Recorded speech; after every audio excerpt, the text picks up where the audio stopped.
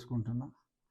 ఇక ఈరోజు పెద్ద ఈవెంట్ ఏంటంటే, సరే నిన్నేదో చిన్న ఈవెంటు, అన్నా చెల్లెళ్ళు మేనల్లుడు అక్కడేదో అంత దూరం నుంచి వచ్చి సుమారు 2 నిమిషాల 1 సెకను ఆయన అక్కడ గడిపినట్టుగా తెలిసింది.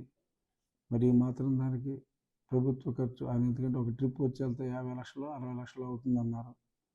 మరి 50-60 లక్షల ఖర్చు మరి సొంతంగా పెట్టుకుంటారా లేక ప్రభుత్వ ఖర్చా తెలియదు.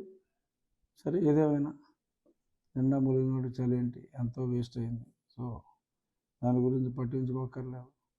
రాష్ట్ర ప్రజలందరికీ మేనమామైన జగన్మోహన్ రెడ్డి గారు సొంత మేనల్లుడు నిశ్చితార్థంలో ఏదో 10 నిమిషాలు పావు గంట ఉండుంటే చాలా బాగుండేదని చెప్పి జనం అందరూ అనుకున్నారు. బట్ మరి వారికి ఏమున్నాయో మనకు అనవసరం అనుకోండి. ముఖ్యంగా ఈరోజు నేను మాట్లాడాలి అనుకున్న అంశం బాబాసాహెబ్ అంబేద్కర్ గారి 206 అడుగుల విగ్రహ ప్రతిష్ట. అంబేద్కర్ గారిని గౌరవించడం, మరి భారతరత్న అవార్డీ, రాజ్యాంగ సృష్టికర్తల్లో మరి ఒక మేజర్ చైర్మన్ ఆయన. రాజ్యాంగం ఆయన చేతుల మీదుగానే ప్రజెంట్ చేయడం జరిగింది. మరి అటువంటి విశిష్టమైన వ్యక్తిని గౌరవించుకోవటం 100% అవసరం. మొన్న మధ్య తెలంగాణలో కూడా అలాగే స్మృతివనం కట్టడం జరిగింది. ఆంధ్రాలో కూడా మరి గతంలో చంద్రబాబు నాయుడు గారికి వచ్చిన ఆలోచన అది.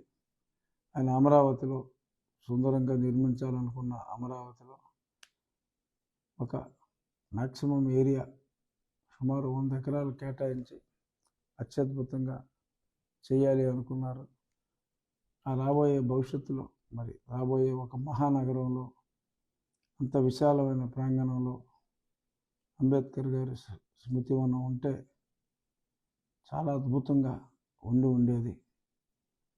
మరి విజయవాడ అసలే కొంచెం ఇరుకు నగరం. అక్కడ ఉన్న పీడబ్ల్యూడీ గ్రౌండ్స్, మా చిన్నప్పుడు, నేను విజయవాడలోనే పుట్టి పెరిగా, నా చిన్నప్పుడు పీడబ్ల్యూడీ గ్రౌండ్స్ అనేవారు. తర్వాత స్వరాజ్ మైదాన్ అని పేరు పెట్టారు. ఎందరో మహానుభావులు అక్కడ స్పీచెస్ ఇచ్చారు. పండిట్ నెహ్రూ గారి దగ్గర నుంచి మిస్సెస్ గాంధీ, ఎంతోమంది. మొట్టమొదటిసారి ఎన్టీ రామారావు గారి మీటింగ్ విజయవాడలో పీడబ్ల్యూడీ గ్రౌండ్స్లోనే అయింది. ఏ ఎగ్జిబిషన్ జరిగినా, ఎటువంటి మేజర్ ఈవెంట్స్ జరగాలన్నా కూడా నగరానికి నడిబొడ్డున ఆ పీడబ్ల్యూడీ గ్రౌండ్స్, ఆ 20 ఎకరాల ప్రాంగణం విజయవాడ నగర ప్రజలకి ఎంతో చక్కటి అందుబాటులో ఎన్నో అవసరాల కోసం ఉండేది. మరి కేవలం ఒక సామాజిక వర్గం మీద ద్వేషంతో, అలాగే మరి అంబేద్కర్ గారి మీద ఎంత ప్రేమ ఉందో నాకు తెలియదు ఏంటి. మరి అక్కడ అత్యద్భుతంగా అమరావతికి అందం తెచ్చే ఆ ప్రాజెక్టు, అంబేద్కర్ గారికి ఎంతో వన్నె చేకూర్చే ఆ ప్రాజెక్టు. ఎందుకంటే అమరావతి అంటేనే బౌద్ధ ఆరామాలు అక్కడ చాలా ఎక్కువ, బుద్ధుడు అనుచరులు అక్కడ ఉన్నారు. ఎన్నో బౌద్ధుల ఆ గుర్తులు, ఆనవాళ్ళు అక్కడ ఉన్నాయి. అటువంటి అంబేద్కర్ గారు ఆయన స్వీకరించిన మతం బౌద్ధం.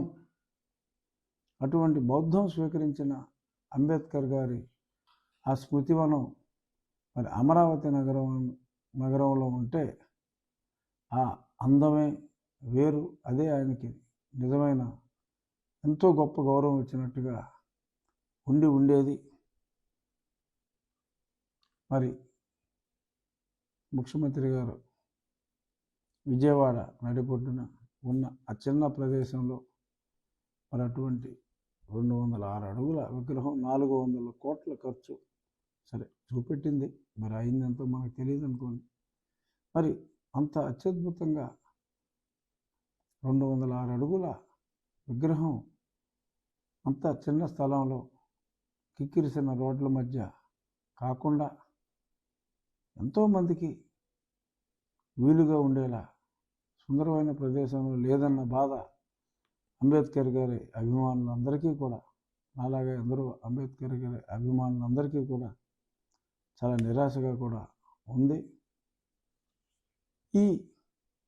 దీనికి మరి ఎస్సీల అభ్యున్నతికి ఎంతో పాటుపడ్డ మహానుభావుడు, నిజంగా ఎంతో చేయవలసిన అవసరం ఉంది, ఆయన చేశారు.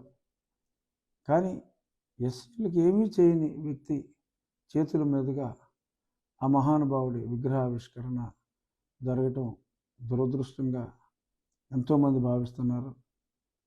మరి చెప్పాలి అంటే మరి ఎస్సీ సప్లై నిధులన్నీ గల్లంతు చేసి బెస్ట్ అవైలబుల్ స్కూల్స్ని ఎత్తేసి, అంటే సుమారు 27 స్కీములు ఎత్తేసి వారి నిధుల్ని సుమారు 7,000 కోట్లు, హైకోర్టు కూడా లాస్ట్ టైం కామెంట్ చేసింది, ఎస్సీ కార్పొరేషన్కి సంబంధించిన వాళ్ళ లోన్ల నిమిత్తం కానీ అన్ని రకాలుగా షెడ్యూల్ కాస్ట్ వారిని సపోర్ట్ చేయడానికి ఉద్దేశించిన 7,000 కోట్లను మరి హాంఫర్ట్ చేసినట్టుగా ఇది ఎక్కడ పద్ధతి? అలాంటప్పుడు ఎస్సీ కార్పొరేషన్ అవసరం ఏముంది అని చెప్పి సాక్షాత్తు హైకోర్టే చెప్పిందంటే, మరి నా ఎస్సీలు నా ఎస్టీలు అని నిరంతరం పబ్లిక్లో రోధించే జగన్మోహన్ రెడ్డి గారు వాళ్ళకు చేసిన అన్యాయానికి మరి ఈ 206 అడుగుల విగ్రహం కాంపెన్సేషన్, ఆ విగ్రహంతో ఈ 7,000 కోట్లు డైవర్ట్ చేసిన ఆగ్రహంతో ఉన్న ఎస్సీ సామాజిక వర్గం శాంతిస్తుందా? విగ్రహమే వాళ్ళ ఆగ్రహం మీద నీళ్లు చల్లుతుందా అని మీరు భావిస్తున్నారా?